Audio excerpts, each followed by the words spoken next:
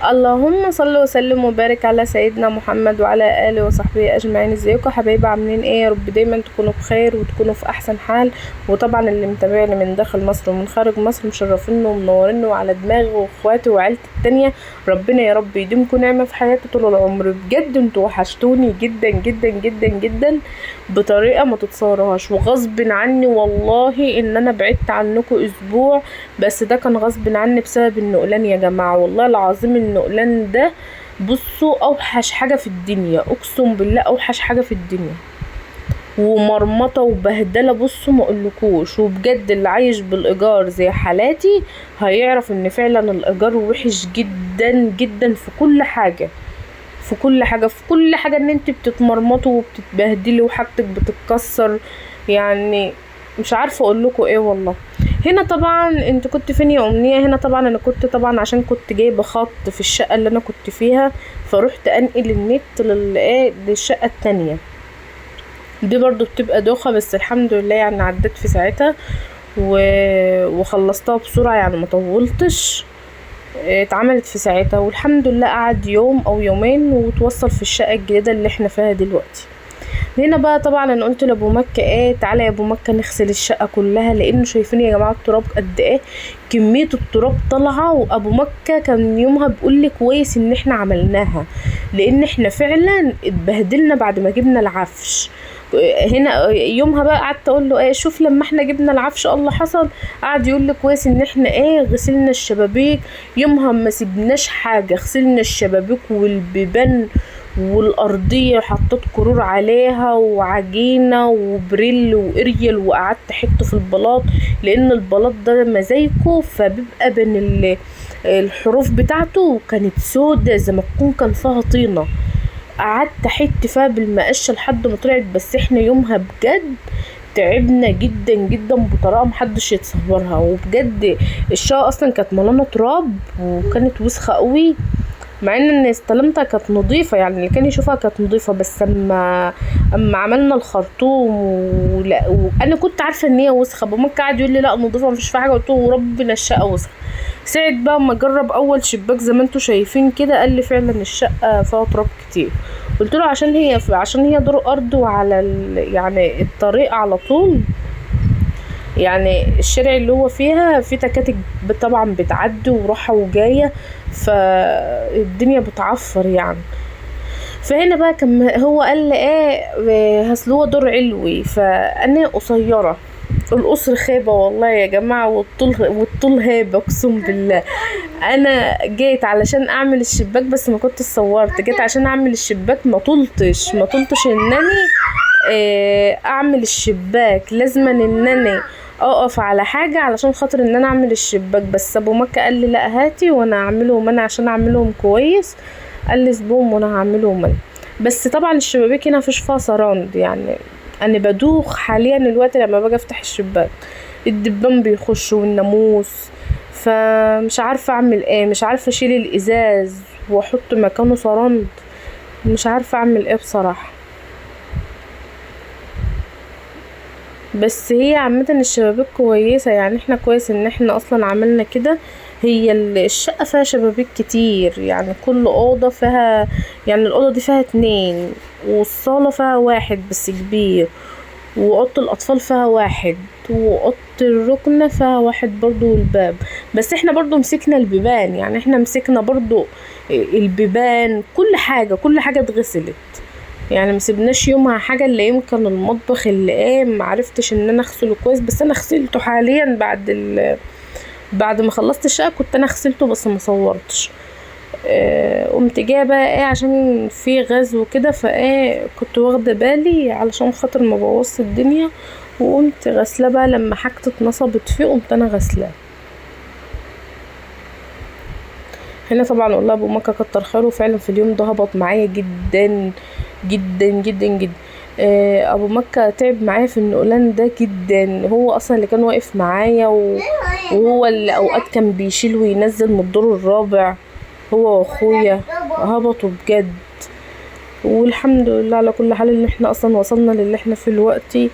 انا كنت شايله هم النقلان ده بطريقه يا جماعه، والله العظيم محد يتصور. بس والله غصب عني ان انا ما كنت بعرف اصور لكم فيديوهات، والله غصب عني. ما كانش فيه نت، وانا كان معايا تصوير فيديوهات بس ما كانش فيه نت، ومش عارفه اعمل حاجه، وملبوخه بقى في النقلان والعفش والحاجات دي. ما كنتش بعرف اصور يعني انا كنت بصور، يعني كنت بحاول على قد ما اقدر اشارككم اي حاجه من اللي انا بعمله، يعني بصراحه، لان دي بتبقى يعني ايه، يعني فرصه ان انا اصور واوريكم انا بعمل ايه في حياتي وكده. ف... فحاولت ان انا اصور الفيديو ده. قلت له خلاص يا ابو مكة انت هتعمل الشبابيك وانا ايه هصورك عشان المتابعين وكده. قال لي خلاص ماشي. وهو برضو بقى ياخد التليفون ويصورني، يعني بقى انا يعني ايه نحمل على بعض كده. هو فعلا والله كتر الف خيره بجد، والله العظيم انا مش عارفه انا من غيره كنت عملت ايه. بس انا فعلا في اليوم ده احنا هبطنا جدا، يعني هو لو كان مسافر وما كانش معايا والله ما كنت اعرف اعمل الشبابيك دي كده لوحدي.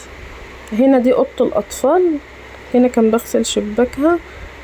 بس اتبهدلنا بقى الميه بقى، ونجيبها كده تروح لنا كده، نجيبها كده تروح لنا كده. اتبهدلنا لحد ما صفنا الميه خالص من الشقه. بس هو مسكها غسلها ووضبها، وخلته يغسل لي البيبان، وفي باب المدخل كده اللي هو البلكونه خلطه برضو غسله، يعني ما سابش حاجه.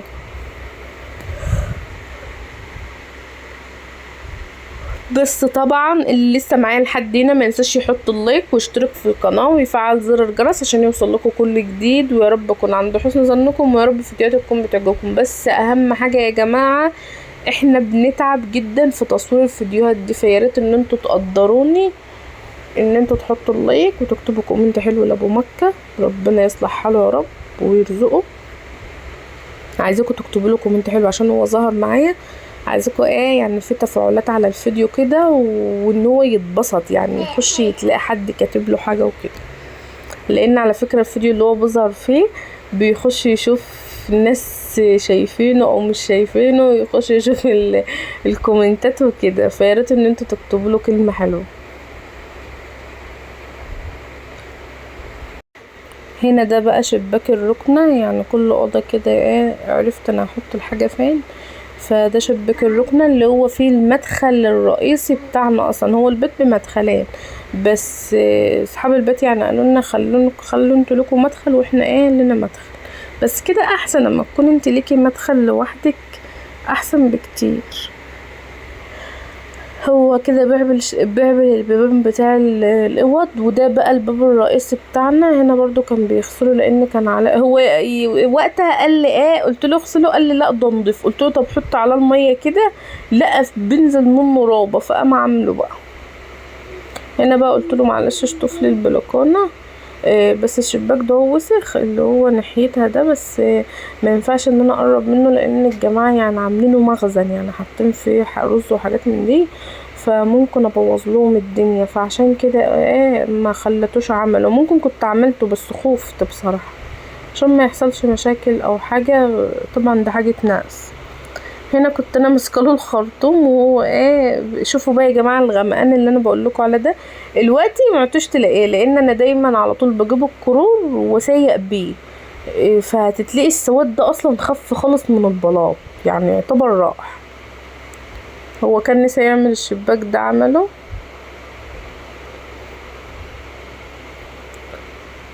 هو والله بصراحه هو ما سابش شباك الا لما عملهم كلهم والله يا جماعه.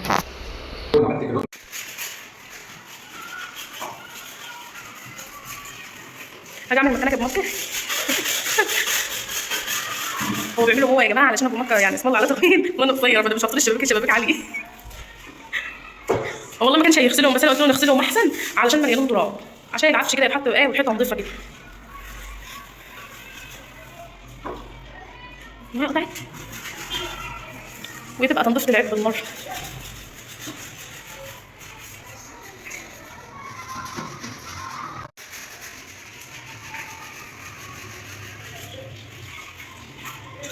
شوف البلاطيه بمعقده بنطلع وسخ.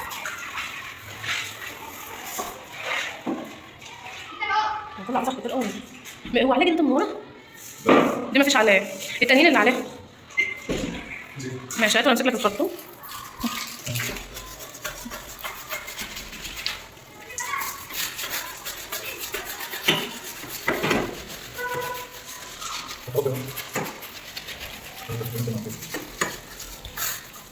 افتحهم بقى ايه؟ بس ما الخرطوم جايب كده يلا عشان لسه وحشه من جديد. هو مسك اول من ورا، هو شكله كان المفروض ما اتفتحش.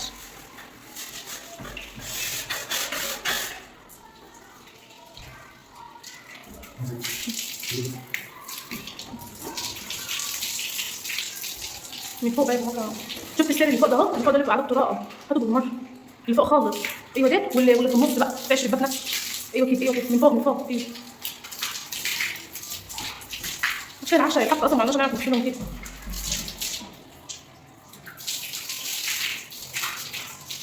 انت عملت التاني برضه؟ انت عملت التاني؟ لا طيب برافو. الارض الارض بتاعت الشباكين، شباك كده وشباك كده.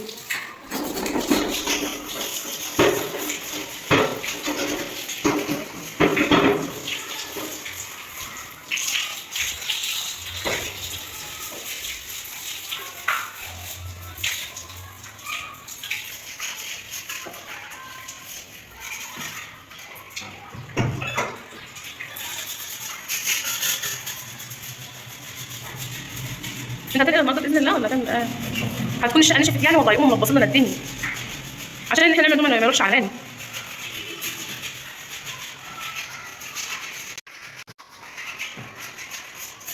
ده اسمع حالك يا وكي.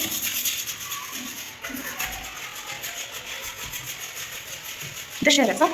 بس بحس ان الشباك ده واطي علشان انا بصيت منه، انما ده واطي ازاي في ناحيه واطيه وناحيه عاليه ازاي؟ هي بتقول لي ان هم كانوا بيردوا هنا، البيت كان عالي وكل شويه بوطه. هي قالت لي كده.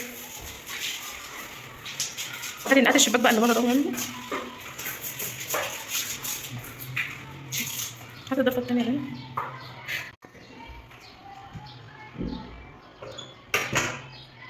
انت هتقفل ازاي؟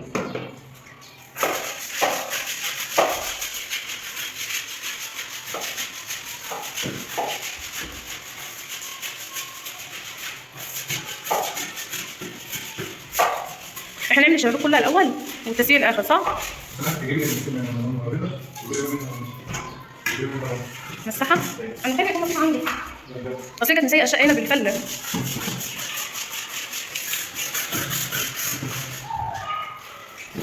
صبر بقول حته هنا هدوء. سمع الهصا؟ سمع الهصا؟ رايح فين؟ عند الغيط؟ تعال يلا خلصت؟ يا عم هنا بيعملوا ميه عادي. احنا هنا كنا جايين كانت مغرقه الشقه دي. يلا خلاص بس خفي ايدك كده، خلي ايدك خفيفه بسرعه، بس خلوهم مضمر عشان ايه ما يتعكوش.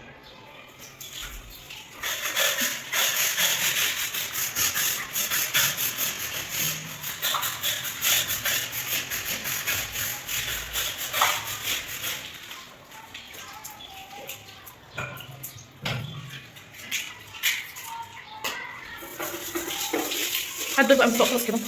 امسك لك الخرطوم. ده علاء جيم. ايوه هات من فوق، احنا كده هنشيلها وهنكتب بتاعي.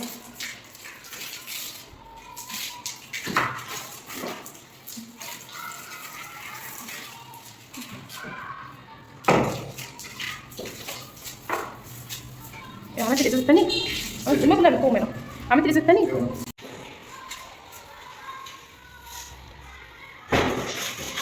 بقول لك نخلص ولو كده يا جماعه بنقولها. لو بالفله كده البلاط مش هيمشي في المساحه. على بتاع. بص يا خساره.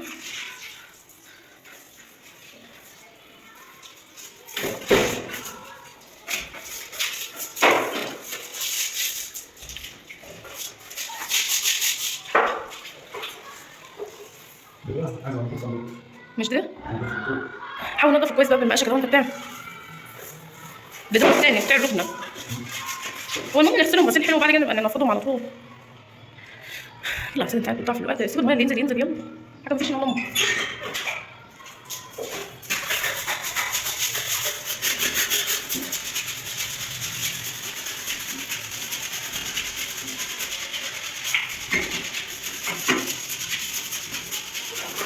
لسه شباك الصاله ولا بتاع الركنه؟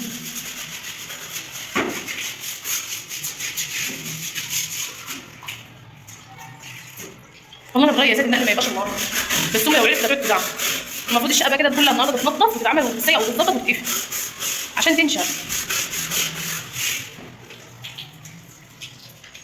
مش فيه بتاع محطوط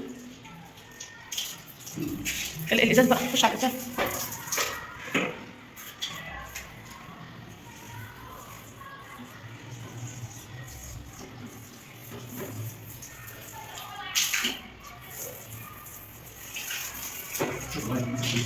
ما انا عملتها وحطيت البتاع، لو نزلت يا عم بس هيقولها عادي، ده هي مصطفان يعني.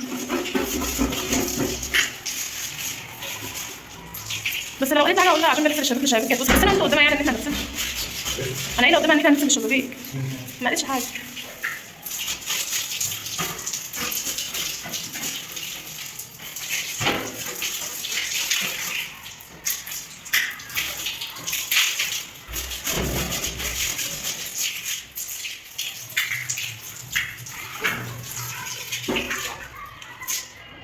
سيء شفط القدوم بسيطه كده والله، المكان اللي كنت بتعمل عشان العك ما يلزقش على البهائم.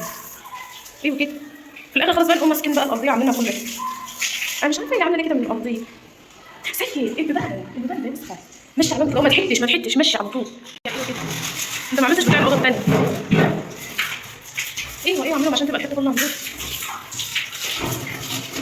الميه بتقوم في نص الاوضه، الميه بتقف في نص الاوضه ما بتخرجش بره. ايوه اشطف بقى، شوف الطرف ده هنعملها دلوقتي ما تقلقش.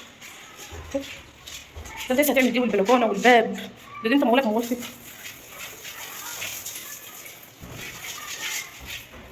قصير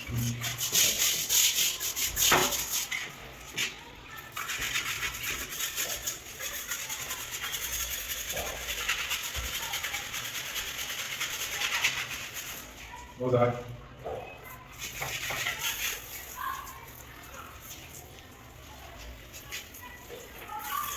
بس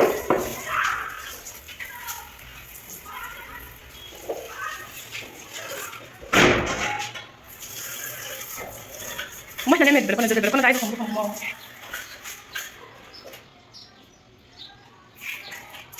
الشباك كيف بس مش عارفه ينفع ان انت تعمله ولا لا. بص كده هي زي ايه، بص كده على الشباك ده اهو، بس المفروض نعمله لان في دخلة البلكونه. الله مش حاضر.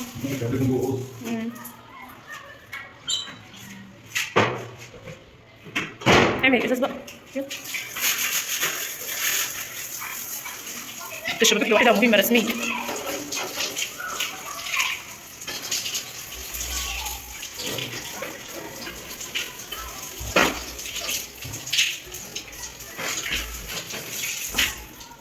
لسه باب الاوضه دوت وباب الشقه ده، باب الاوضه دوت، باب الاوضه اللي هم عملناه.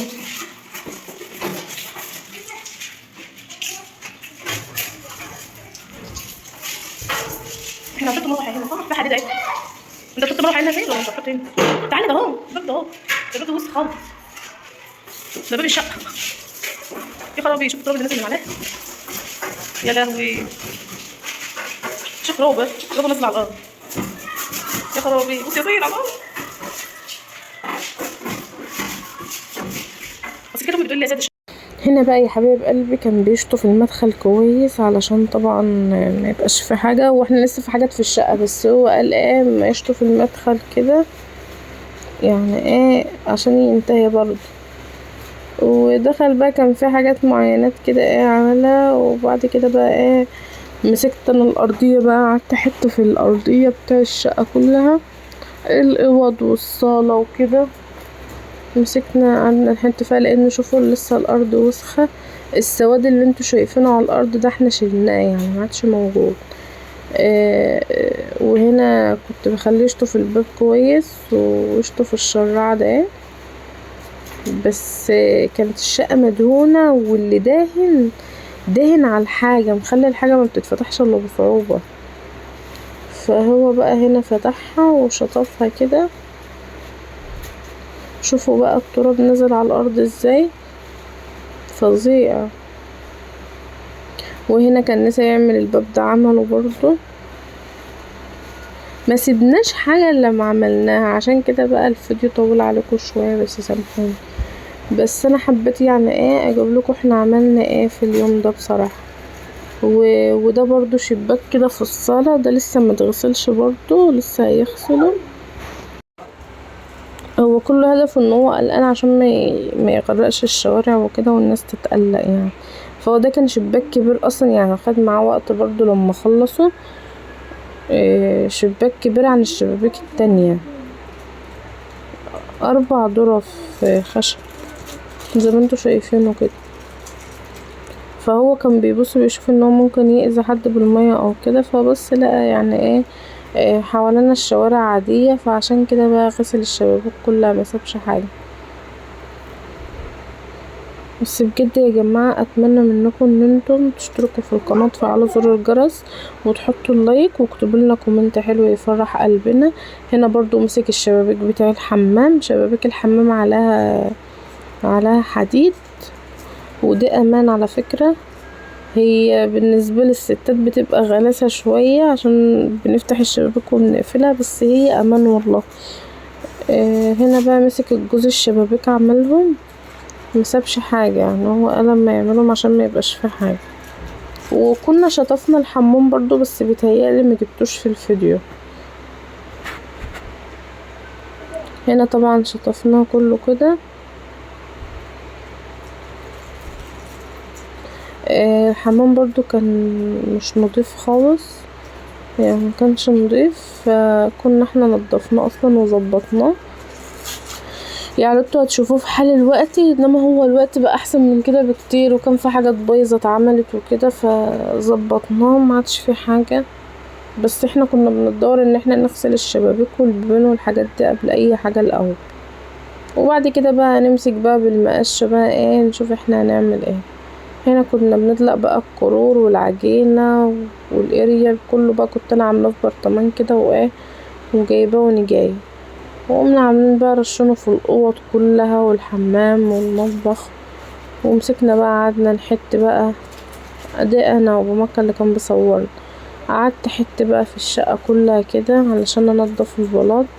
بس والله السير شوفوا السواد بيطلع، شوفوا الماء عامله ازاي، السواد بيطلع. قعدنا بقى نعمل كده بمكة يعني بقى ياخد عني شوية، لان البلاط ده بيتعب، بيوقف ايدك اصلا وانت شغالة. فهو قال لي طب ما اعمل شوية مكانك، فبقى يعمل شوية بشوية وانا شوية لحد ما خلصنا الشقة وبقت زي الفل، ما عادش فيها اي حاجة. بس كنا بنحط السواد ده عشان يطلع، وبالفعل والله طلع يعني، طلع كتير، مش زي ما انتوا شايفينه كده خالص. مسكنا بقى قعدنا نحط بقى الارضية كلها، ونجيب من الأوضة دي ومن الأوضة دي ومن الأوضة دي، وندخل على المطبخ والحمام زي ما انتوا شايفين. بس المطبخ خفت اعمل فيه حاجة عشان البوتاجاز الواطي اللي هم حاطينه ده، فانا كنت خايفة بصراحة، فقلت هستنى وابقى اعمله مع نفسي كده ما اجيب العفش وكده. وفعلا عملته. شوفوا التراب على الارض قد كمية تراب رهيبة. سبتها بقى. انا قلت في اليوم ده ابو مكة قال انا هجيب عفش، قلت له ابو مكة بلاش، يمكن انتوا تسمعوا في الفيديو، بلاش عشان احنا مسيئين يعني، لو جينا نجيب واحنا مسيئين كده طبعا اللي هيخش هيلبس الدنيا وهيلبس الشقة وهيخليها زفت. فانا قلت له احنا نبيتها كده تنشف، وبعد كده بقى تاني يوم نقوم جايبين العفش. وبالفعل احنا عملنا كده يعني، تاني يوم قمنا جايبين الخشب ونصبناه عشان ما نكركبش على نفسنا زيادة عن اللازم، نصبناه. وهنا بقى الحمام كان الشطف زي ما انتوا شايفينه بقى زي الفل، القعدة والحوض وكله بقى زي الفل، ما عادش فيه اي حاجة يعني، الدنيا نضفت، ما عادش فيه اي حاجة تتعمل. ما تنسوش بقى تحطوا اللايك، تشتركوا في القناه، تفعلوا زر الجرس عشان يوصلكم كل جديد، ويا ريت تكتبوا لنا دعوه حلوه من قلبنا، ورب يجعل الشقه دي وش السعد علينا واطلع منها على ملك باذن الله. لان بجد والله الواحد تعب من النقلان جدا، اللي مأجر هيعرف ان احنا قد بنتعب في موضوع النقلان ده والله يا جماعه، بنتبهدل اخر بهدله والله العظيم في النقلان ده، من شقه لشقه لشقه لشقه، حاجه بايخه. يا رب يكتب لنا الخير وانا مش طمعانه والله، لو شقه زي ده وتكون ملكي انا موافقه بيها والله. اي حاجه اللي ربنا يبعته لنا خير لينا مش شر. هنا بقى كنت انا اللي بعمل وبصور، فكنت بحاول ان انا اجيب لكم وانا بشطف، كنت بجيب لكم وانا بشطف الحمام وكده. معلش يا جماعه سامحونا عشان انا بمنتج الفيديو جنب اولادي واولادي ما بيريحوش نفسهم. هنا بقى كان في كام حاجه كده بايظه في الحمام، كل الحاجات دي اتعملت يعني، الحاجات دي عملناها. والحمام احنا شطفناه كده بس مؤقتا، وبعد كده بقى مسكناه تاني برضو عملناه تاني عشان القعده انتوا شايفينها كانت شكلها عامل ازاي. مسكناها بقى بكرور وسلك، بقت زي الفل دلوقتي.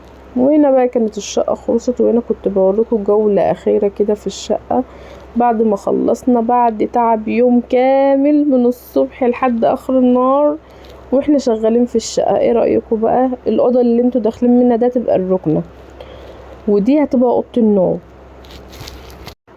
دي هتبقى اوضه النوم عشان هي اكبر اوضه في الشقه كلها. ودي الصاله، ودي اوضه الاطفال بس ما كانش فيها نور والدنيا بدات تليل.